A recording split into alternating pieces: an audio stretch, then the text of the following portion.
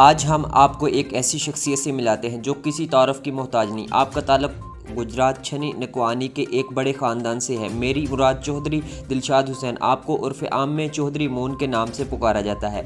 आप बचपन ही से इटली के शहर बोलोनिया में मुकीम हैं और यहीं से अपना बिज़नेस शुरू किया। यूरोप में भी रहते हुए अपने कल्चर और सकाफ़त को नहीं छोड़ा, बल्कि इटली में पाकिस्तानी कल्चर को इटालियन में रोशनास कराया। अब तो आपको देखा देखी इटालियन ने भी हुक्का की कश लगाना शुरू कर दी है। दावत और ज़ियाफ़त का एहतमाम आपके डेरे पर किया जाता है।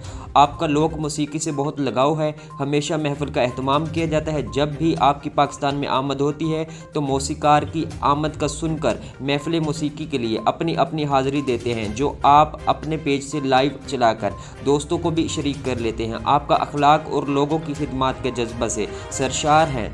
किसी भी पाकिस्तानी भाई को कोई भी तकलीफ़ हो तो सबसे पहले पहुंचते हैं। हर पाकिस्तानी फेस्टिवल में अगर चौधरी मून ना हो तो इस प्रोग्राम में जान ही नहीं होती, इसलिए आप हर प्रोग्राम की जीनत होते हैं। दोस्तों की आला मिसाल, हर गम और परेशानी पर हर दोस्त का साथ देने वाले अपनी पहचान आप हैं। इंतहाई शफीक और मुदब्बिराना शख्सियत के मालिक हैं।